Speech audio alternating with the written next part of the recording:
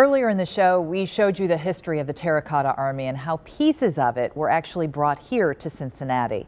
WCPO video journalist Emily Maxwell went all the way to China to learn more about it. And I wanted to talk with her about that incredible trip. Emily, thank you for joining me. Yes, and thank you. There's always a story behind the story. And the story behind what you were able to tell is really, really interesting. First of all, it almost didn't happen.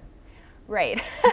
So tell me about that. We had a kind of a rough start to our travel. I traveled with the Cincinnati Art Museum, and we went to China to see the Terracotta Army exhibit in Xi'an, which is the ancient capital city.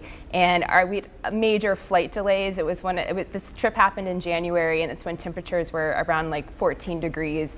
So I barely made it to the Terracotta Museum. I had about, I think, 40 minutes to spare. 40 minutes? Yes. So you had to do all of your work in 40 minutes? Well, for the first start of the trip, yes. And then we ended up spending a total of 7 days kind of exploring the sites and the museums that relate to the legacy of Emperor Qin, who is the first emperor of China. Okay, what is the most important thing that you take away from your travels in China pertaining to this exhibit?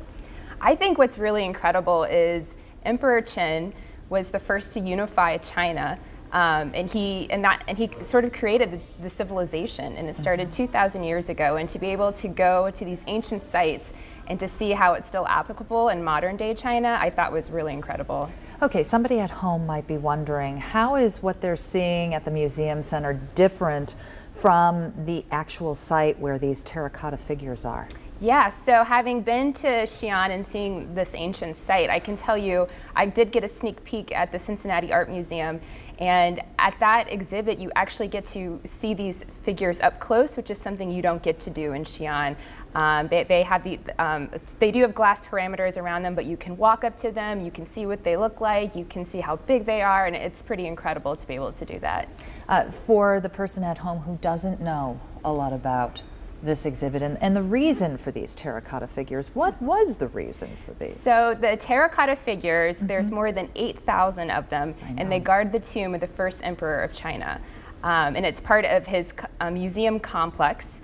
And he was obsessed with immortality, and he wanted to set himself up for an afterlife. And each soldier, they're in the formation of the Qin military, and each soldier has its own facial expression. They're all unique, which is pretty incredible. How special that you got to cover this.